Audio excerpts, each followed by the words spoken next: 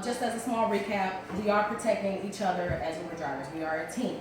So we don't want to pass off bad riders to other Uber drivers. And it's the same, it goes both ways. Uber doesn't want any bad drivers to be giving service to Uber riders. All right, we're going to go over to our next question. Why shouldn't you take a cash payment if the app is not working properly? Let's go ahead and ask any one of our Uber partners. Anyone? Well, I'm going to pass that on to Artemius because I have not had that situation happen. And I'm also interested in finding out that answer as well. Okay, simple. You're in partnership with Uber. You're a partner. It's an opportunity. You understand? You don't cut your partner out. It's ethics. That's number one. Number two, you could be audited at the time. Someone could be trying to set you up just to see how honest you are. So you have to think about that in the back of your mind. Why is this person offering me a cash payment when they know that we're supposed to use the app and it's only about convenience? You're not supposed to come out your pocket with cash. So why should we accept the cash that you're trying to give us?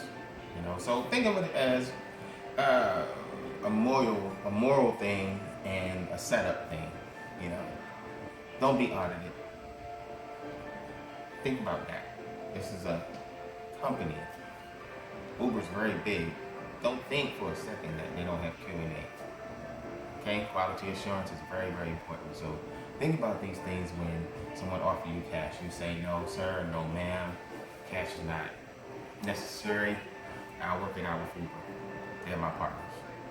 Thank you. Have a good day. That way you ensure the integrity of the company and you deal with Uber on that. Okay? It's their fault. You deal with them. You say, hey, I need to get this app together because I lost some money. You know, but they've always been good about that technical stuff. So you have nothing to worry about. They'll fix it. Trust me. Okay. Thank you very much, Artemius. I'd just like to intervene and say it's counterproductive for the mission of Uber.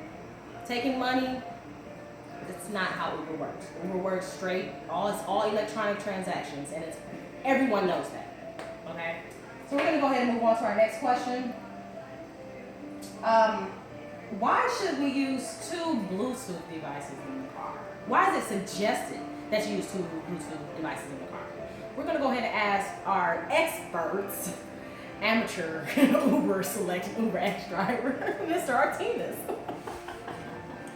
Yes. Reason why you use two Bluetooth devices, one is to have one that's designed for speaking and one that's designed for stereo music or whatever. I mean, something that you can use also as a backup, or you can use that device if it's a speaker, you know, to hear the ride. Because you could be blasting music. Your customer might say, that's my song, turn it all the way up. So you turn the song all the way up. The song is all the way turned up, but you still need to hear where you're going. So make sure that's very, very, very, very, very important to you. And also, here's another key point. Have a Bluetooth device in your car that the customer can hear. Because chances are, when they hear where the GPS is going, they'll say, no, I'm not going there. She lying. So you'll find yourself altering your course a lot, you know, and rather than you relying on just them, you should see it and you should hear it. You can complete it when you do that. That's it. Wonderful. Thank you very much, Mr. Artemius, for that lovely answer. We're going to go ahead and just move on to our next two questions because they're specific to me with Uber. I ain't worried about that. Why should you have two portable chargers in your car? Miss Lisa. Quickly, I found out that the Uber app will drain your battery quickly in addition to using the map.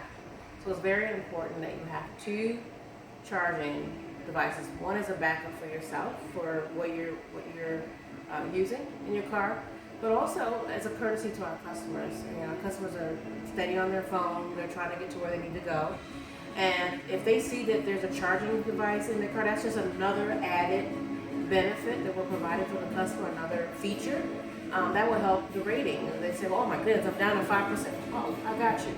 So again, providing that extra service will help boost our ratings, and also will improve the driving experience, the ride experience. For our customers. Absolutely wonderful. It's also important to have both a Apple and an Android charger in your car. Keep that in mind too. All right, our very last question is, why is it suggested that you have a tablet in your vehicle? We're gonna go ahead and ask Mr. Tablet over here, Mr. Artemis. Okay, another added incentive, a tablet. Why to do that? Why would we do that? Well, let's just think the customer gets in the car, they're frantic, they're scared, they're gonna miss their flight. They need to look up their flight information. Maybe they might even need to adjust their flight plans. How could they do that? Their phone is too small to do things. They're having problems with their phone. Bam. I mean, so what you do is you say, hey, I have a solution for you. I have a tablet. You can use my tablet, my internet as part of the services that I'm providing. Also, here's a keyboard, wireless keyboard. Knock yourself out. Next thing you know, boom, they find out that they didn't miss their flight at all. They're cool. Next thing you know, they popping the water that you got, eating your candy. They kick back. They at home, got the shoes off. Boom. They pull up and don't want to get out because they had the best experience of their life, and you be labeled best Uber ever. Thank you very much. All right, well, that was a wonderful Q&A of all these questions for UberX and Uber Select. Now, bottom line is,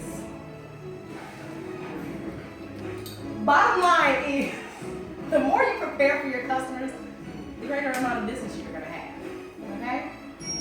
Signing off.